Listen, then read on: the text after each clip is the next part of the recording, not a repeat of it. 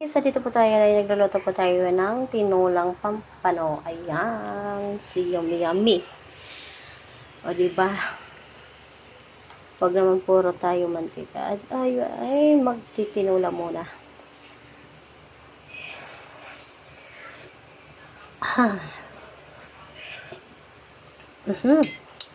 Yummy na. So, nilagyan lang po natin yan dyan ng kalamansi. At ayan ang pinagano. At lagyan po natin yan ng ilagay na po natin itong para may konting gulay lang naman. At syempre mamaya natin ilulunod ang ating talbos ng kamote. So takpan lang muna natin guys.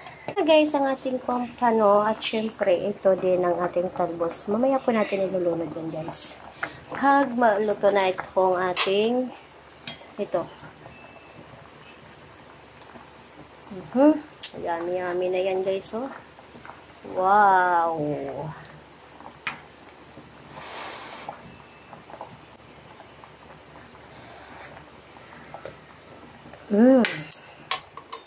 Okay na guys. Good na.